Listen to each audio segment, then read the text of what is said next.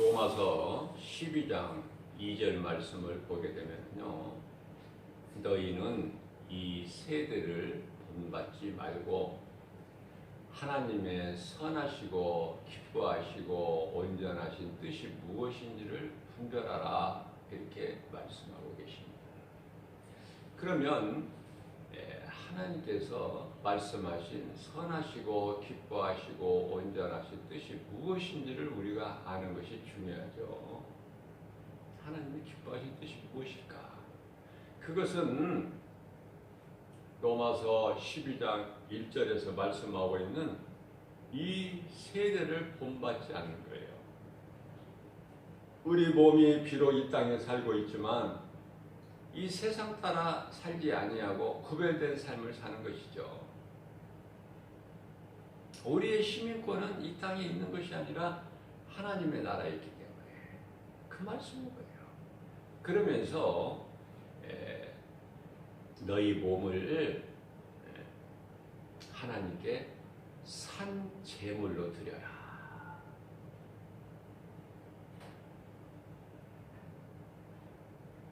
그것은 너희가 드릴 영적 예배니라. 우리 예수님께서는요, 요한복음 1장 29절 말씀을 보면은 세례 요한이 고백하기를, 보라, 세상 죄를 지고 가는 하나님의 어린 양이로다. 어린 양으로 오신 예수 그리스도께서는 우리의 죄로 인하여 단번에 산 제물이 되어 주셨어요. 베드로전서 3장 18절 말씀에서 친히 우리를 위하여 산 제물이 되어 주셨어요. 그러면은 이렇게 예수님께서 산 제물이 되어 주신 것은 육체로는 죽임을 당하시고 영으로는 살리심을 받으셨으니, 무슨 말씀이에요? 너희 몸은, 죄의 몸은 죽고 영은 의로 말미암아 살게 하심이라. 베드로 전서 2장 24절에서 말씀하고 있습니다. 예수님께서 우리의 죄를 담당하셨기 때문에, 그래서 친히 나무에 달려 십자가에 못 박혀 피 흘려 죽으셨기 때문에 그 죽음은 육체의 죽음이에요. 우리의 죄로 인하여. 그래서 우리에게 주신 메시지가, 이는 우리로 하여금 죄에 대하여 죽고 의에 대하여 살게 하려 하심이니라. 이 세대를 본받지 마라. 너희 몸은 너희 것이 아니야.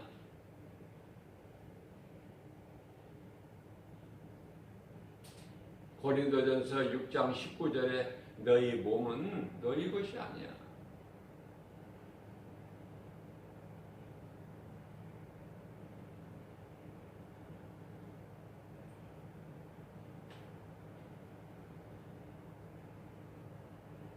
고린도전서 3장 16절 말씀입니다. 너희 몸은 하나님이 거하시는 성전인 줄을 너희가 알지 못하느냐.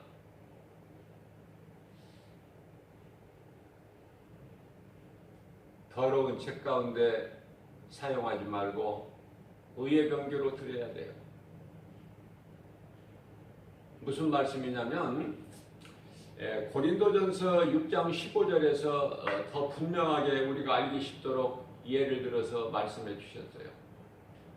만일 너희가 창녀와 합하게 되면은 그 창녀와 하나가 된 것 같이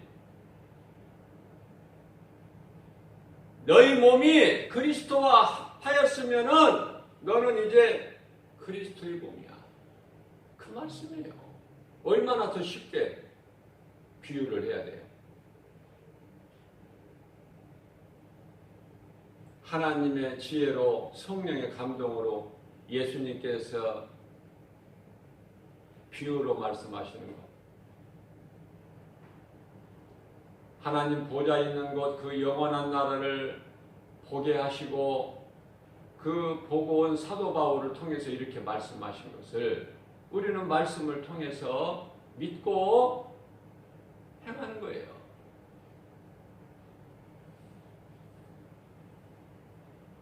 자, 이 산제물이라는 건 뭘까? 영적 예배, 제사, 산제사죠. 산제물. 무슨 말씀이냐면은 우리의 몸뿐만이 아니라 마음을 온전히 마음까지 온전히 하나님께 드리는 것이죠. 여기서 드린다는 것은 맡겨드린다는 뜻이에요. 맡겨드린다.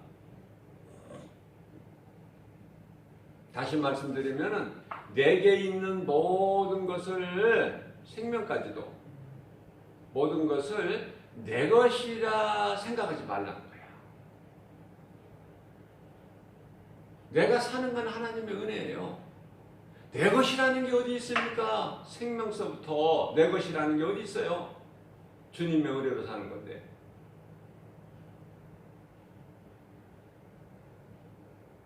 근데 내가 살면 안 된다니까? 내 안에 들어와 계신 예수 그리스도께서 사셔야지. 여전히 내가 예수 믿기 전에 왔지 내가 주인이 돼서 내 마음, 내 고집, 내 뜻대로, 내 생각대로 살면 그건 사망이라니까. 그건 아직 물과 성령으로 거듭나지 아니한 사람이에요.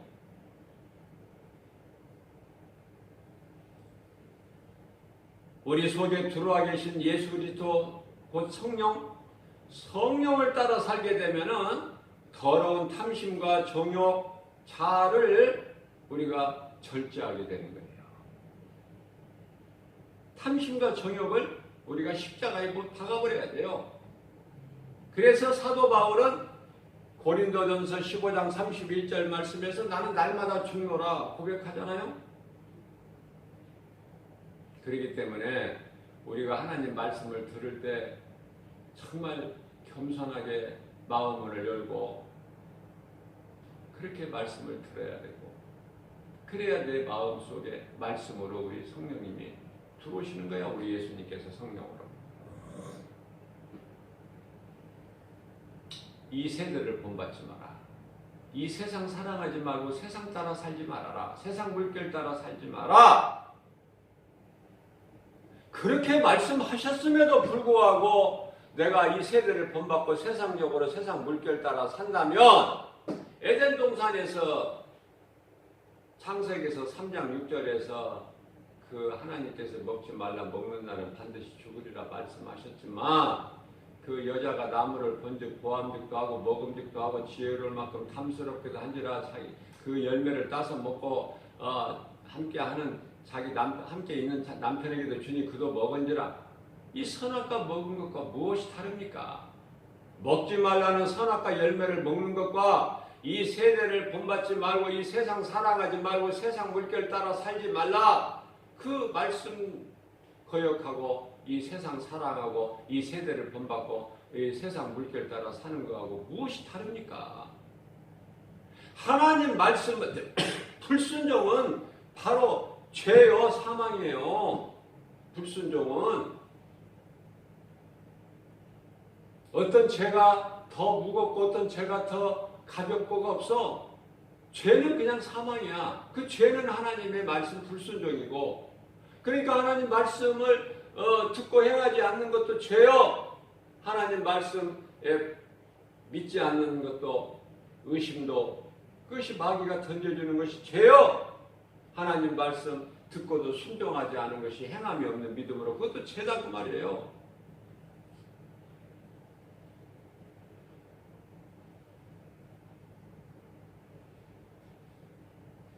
우리는 세상을 따라서 사는 것이 아니라 세상을 따라 살지 않기 위해서 내 자신과의 육신의 생각과 싸우는 거예요.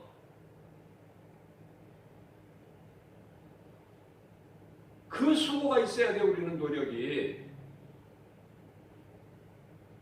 왜냐하면 내가 싸우지 않고서는 가만히 있으면 넓은 문 넓은 길로 가는 것이고 세상 물결 따라 사는 것이고 이 세대를 본받아 사는 것이고 그 끝은 멸망이니 이것을 우리는 말씀을 통해서 깨달은 사람들이잖아요. 깨달았잖아요.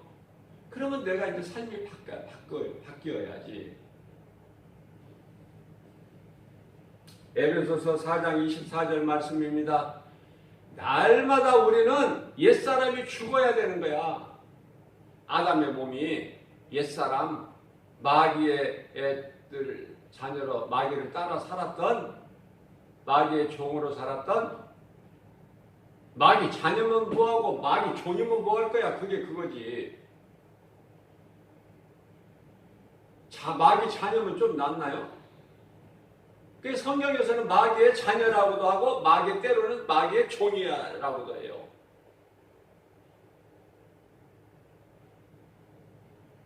에베소서 2장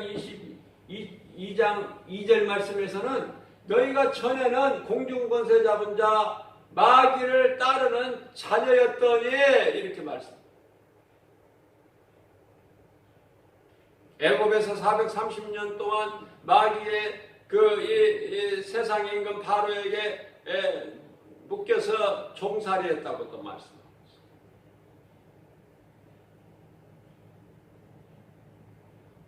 우리는 예수 그리스도와 합하기 위하여 믿음으로 세례를 받았다면 우리는 이제 우리 것이 내 것이 아니야. 그리스도와 합하여 있기 때문에 우리는 그리스도야. 그리스도께서 사실 거예요. 내가 사는 것이 아니라. 갈라디아서 2장 20절 말씀.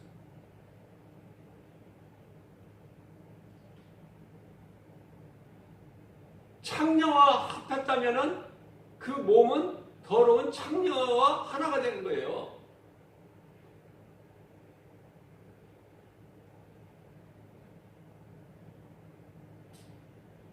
창녀와 몸을 합했다면 그 사람 몸이 깨끗할 수가 있나요? 똑같은 거야, 창녀 몸하고. 그 말씀인 거예요. 너희가 그러므로 세상을 사랑하고 이 세대를 본받고 세상 물결을 따라 산다면 내 말에 불순종할 뿐만 아니라 너는 세상 사람이야. 그리스도인이 아니야. 그 말씀인 거예요. 분명히 가르셔요, 예수님께서. 구별을 하신다고 말해요.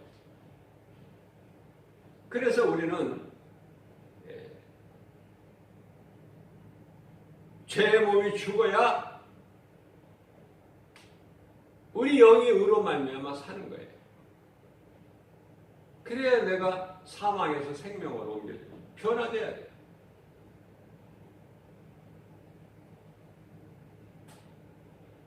이런 삶을 사는 자체가 곧 살아있는 산 예배가 된다. 산 제물이 되는 것이다. 그 말씀이에요. 성도의 올바른 행실, 이러한 삶을 살아내는 것이 어려워요. 그래서 내 자신과의 싸우는 거야, 이게.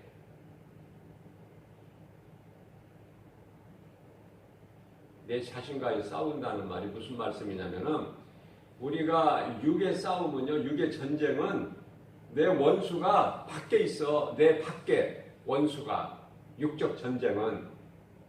그러나 영적 전쟁은요, 마귀와의 영적 전쟁은 원수가 내 밖에 있는 것이 아니라 내 속에 있다니까, 내 안에. 그러니까 내 자신과의 싸움이야. 육신의 생각, 하나님과 원수, 사망, 이 육신의 생각, 이것을 내가 내 자신의 육신의 생각과 내 속에 있는 것과 싸우는 거라니까. 그걸 이겨야 된다니까요. 그 이기려면은 우리가 믿음이야. 하나님의 말씀의 능력으로만 능히 이길 수가 있어요.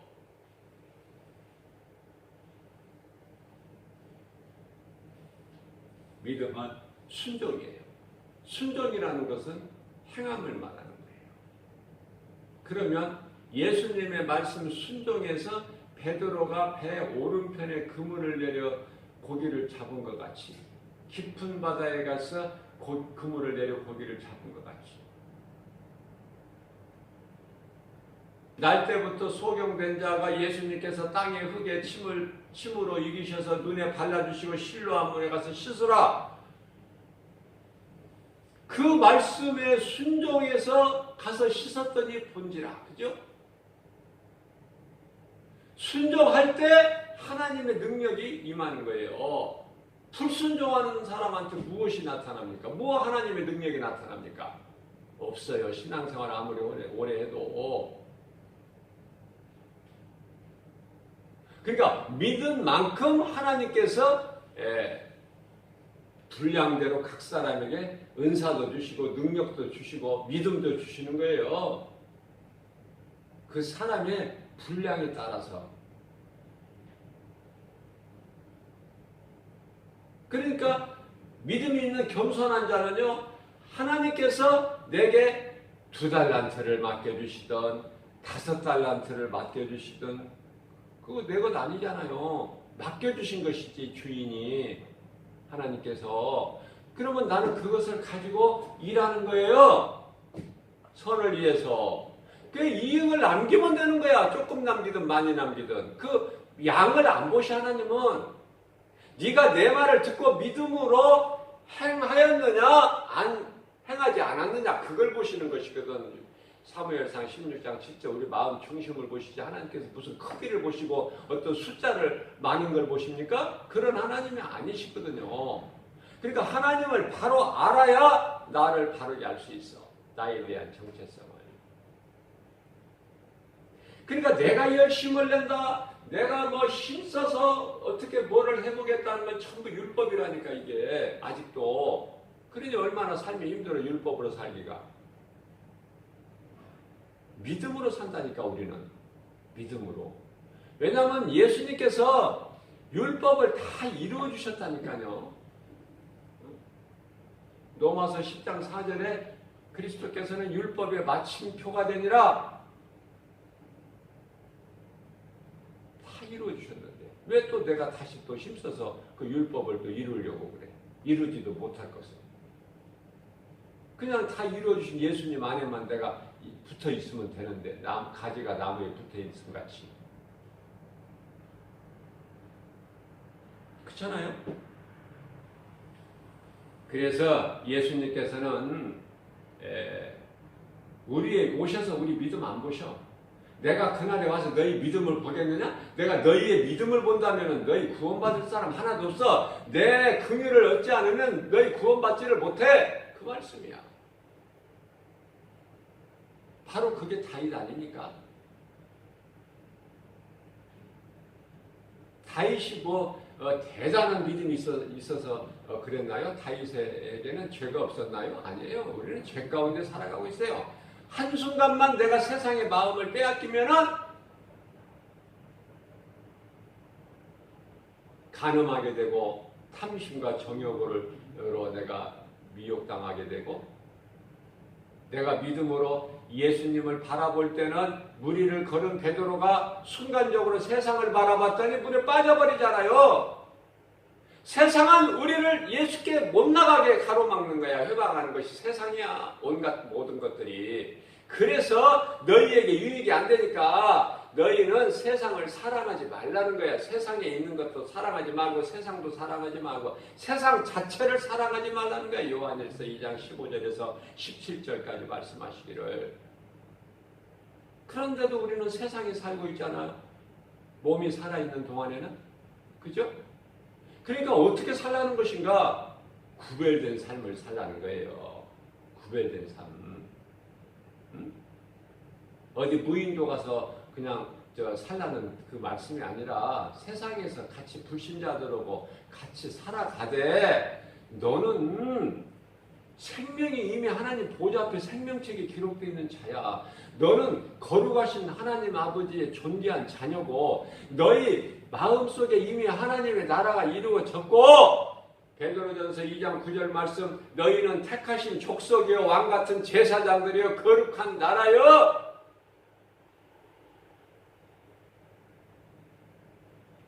그렇기 때문에 내가 누구인지를 알면은 분별력을 가지고 세상에서 흥청거리지 말고 이 세대 본받지 말고 우리 예수님 생각하면서 말씀 묵상하면서 기쁘게 주님을 찬송하면서 하나님 은혜로 사는 거, 주님 은혜에 그 감사하면서 구별된 삶을 살아가는 거예요.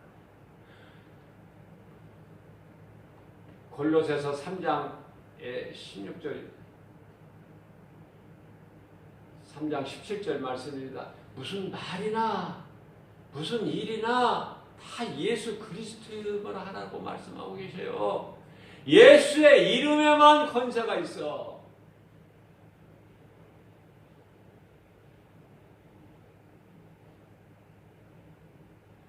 제가 지난번에 언젠가도 한번 말씀을 언급한 것 같은데, 제가 무슨 일이나 말이나 할 때 믿음 안에서 예수 그리스도 안에서 하기 때문에, 성령님 의지에서 하기 때문에 내가 말하는 말에 권세가 있어요. 그래서 누가 내 앞에 나를 속이지 못해. 거짓말을 못해. 나는 빛의 자녀야.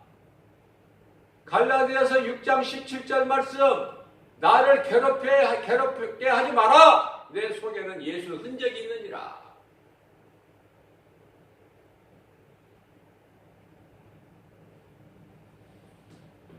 점을 치는 점술가가 하나님의 능력의 종 앞에서는 점을 칠 수 있을까 없을까? 못 쳐. 나오지를 않아 점괘가.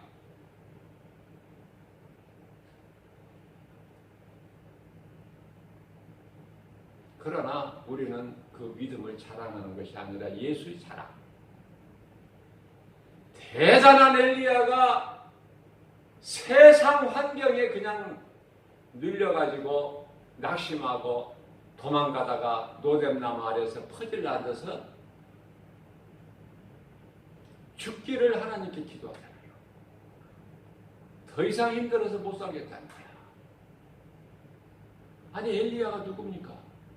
하늘문을 열고 닫았던 엘리야 아닙니까? 그 자랑할 거 없어요. 그 능력이 엘리야의 능력이 아니라 하나님이 엘리야에게 주신 능력이거든요. 모세의 능력이 아니라 하나님께서 모세에게 주신 능력을 하는 거야. 나는 아무것도 할 수 없으나 내게 능력 주시는 자 안에서 무엇인지 할 수 있다는 믿음. 빌립보서 4장 13절 말씀. 내가 하나님을 얼마만큼 의지하느냐?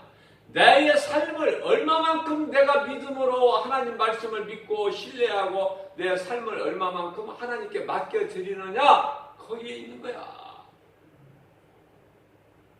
조금 맡기는 사람, 믿음으로 조금 맡기는 사람은 조금, 많이 맡기는 사람은 많이.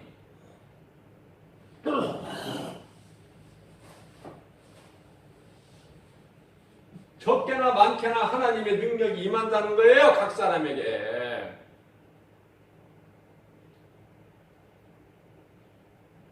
말씀에 믿어지지 않는 사람은 자기가 그릇이 믿음의 분량이 그거밖에 안 되는 줄도 모르고 원망하고 불평하죠. 감사가 없죠. 한 달란트 주면 그것도 감상으로 받아서 자기는 조금만 남기면 되는 거야. 그러나 믿음이 없기 때문에 원망하고 불평하고 그것을 땅에 감추어놨다가 그대로 예수님께 주니까 예수님께 저주받죠. 믿지 않았기 때문에 불순종이기 때문에. 하나님을 알지 못해. 하나님을 아는데 자기 생각으로 하나님을 알았기 때문에.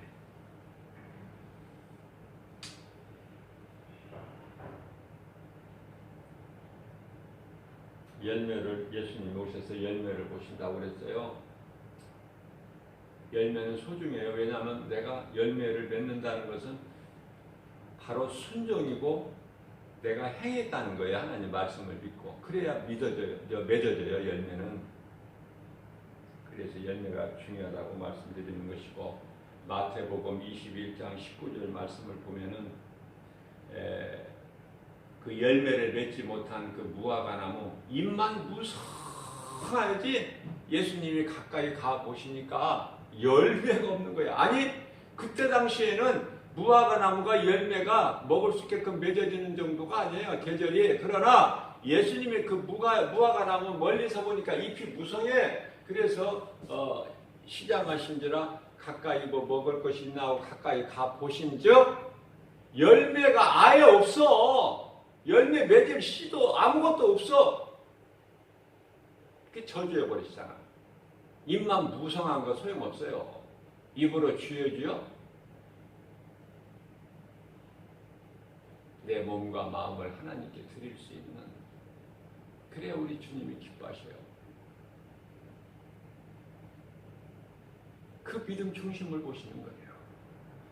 율법이나 어떤 신비주의에 빠져서 이 종교 생활하는 사람들이 얼마나 많습니까? 회개해야 돼요. 다윗과 베드로가 그 죄를 졌지만은 회개했잖아요. 우리는 죄함은 있을 수밖에 없어요. 날마다 회개해야 돼. 날마다. 목욕한 자는 발밖에 씻을 것이 없으니. 요한복음 13장 10절 말씀. 요한일서 1장 9절에서 너희 무슨 죄를 지었을지라도 예수님께 나와 자복하고 회개하면 다 깨끗하게 용서해 주신다는 아닙니까? 용서뿐만이 아니에요. 복을 주셔요. 예수님을 모른다고 3번 부인했던 베드로에게 부활하신 예수님이 찾아오셔서 내 양을 먹이라 치라 말씀하시잖아요. 우리는 연약해요. 염려할 거 없어요. 연약한 것을. 우리가 연약한 것까지 다 예수님이 아시고 계시는데 뭐가 염려를 해요. 주님께 어떻게든지 더 많은 것을 맡겨드리고 주님 뜻에 순종해서 주님 선하시고 기뻐하시고 온전히 하실 뜻이 무엇인지를 분별해서 그 길로 가는 거예요. 그게 믿음이고 예수님을 기쁘시게 영화롭게 해드리는 거예요. 할렐루야. 이러한 믿음 가지고 오늘도 광야 같은 인생길 모든 일에 예수의 이름으로 말씀의 순종으로 행함 있는 믿음으로 열매를 맺어서 하나님을 영화롭게 기쁘시게 하고 예수님이 주시는 믿는 자에게 하나님을 사랑하는 자에게 주시는 복과 평안을 우리가 마음껏 누리고 사는 저와 여러분들 되시기를 주님의 이름으로 축복합니다.